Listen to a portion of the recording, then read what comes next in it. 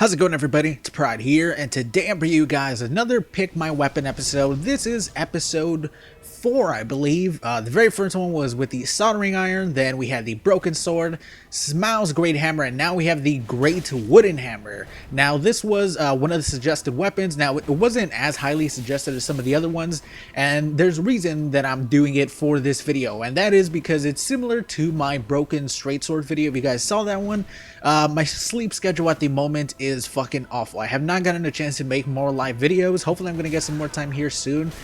So you guys will just have to enjoy these matches with no commentary or anything, so no reactions. But I didn't use this thing for very long, the giant wooden mallet. I probably used it for about an hour and a half, maybe around 2 hours. And usually when it comes to the gimmicky weapons like this, because you know it kind of is, it's a giant wooden mallet. You know, it's something that I have a lot of fun using, and I definitely had fun using this weapon. Now, is it good at all? I would say if you had to put it in a tier and the tiers go all the way down to F, it wouldn't be all the way at the bottom because, you know, it still does pretty good damage. You're definitely going to get better damage out of weapons that are a bit faster and, or maybe even a little bit slower. Like, for example, Smough's great hammer. That is a pretty fantastic weapon in my opinion. It is a little bit slower than this weapon here, even though this weapon is already really goddamn slow. But what you get out of Smough's great hammer is a ton of damage. You'll hit people twice most of the time. If you hit somebody once, you're going to hit them twice, and that is going to do around 600 damage. And with the great wooden hammer here, even though it is a bit faster whenever you hit somebody twice while buffed, and I wasn't using any special buffs, I was using Karthus Flame Mark like I usually do, because, you know, it's something that you don't really have to invest many stats in, and it does usually increase your AR by around 100, which it does. And if you want to see the AR output that I was getting with this weapon, it was +9 and it was heavy infused. You can look at all the stats and my stats all the way at the end of the video. That's all over there. But, you know, like I was saying, if you hit somebody twice, you're going to usually hit them for around 400 damage. And I wouldn't say that's entirely worth it, considering it's kind of hard to hit people sometimes with this weapon. A lot of times you'll definitely have to mix it up. And when it comes to these slow weapons, I've usually found to be pretty successful with them, mainly because you can mix things up and kind of keep them guessing what you're gonna do. There's times when you could roll in, do nothing, back out. When they come to you, do nothing and just roll away, and that'll kind of keep them guessing, and they'll never really know when you're gonna hit. And then that'll allow you to use your hyper armor the proper way whenever somebody's using a faster weapon or even a better weapon, a bigger weapon than yours. You can just hyper armor through them, get your hits in, and then just back off. And what I noticed with this weapon a lot of times was I was occasionally trading, like right there. I hit this guy once and I accidentally, just like really dumb, forgot the range of that weapon. It hit me straight on with a charge R2, completely destroyed me. But I did notice that a lot of the times when I was trading with this weapon with people, I was losing the trades most of the time. So a lot of times you want to use this weapon to your advantage when it comes to being really slow, kind of time your attacks perfectly, kind of stay out of range, because that's what this weapon actually does have. It has a pretty decent amount of range. Of course, there are some other great hammers that you'll probably get more range out of. But honestly, this was a really fun weapon to use. The goddamn charge R2 is so much fun to actually hit people with. I don't think I actually hit anybody with it here in any of these clips, but I'm pretty sure I hit like 2 or 3 people throughout my entire time playing. It's hard to hit, guys. Like, nobody falls for that thing because it's so slow, and the charge R2 is ridiculously slow. But like I was saying, you know, give this weapon a go. I honestly had a lot of fun using this weapon. And of course, like most of these slower and hard-hitting weapons, you're going to want to keep a second weapon by your side. Something quick, something like a straight sword that you can use to quickly pick people off, because I've noticed a lot of the times whenever I had people like an inch of health, they would come back just because this thing is so hard to hit and usually really easy to dodge.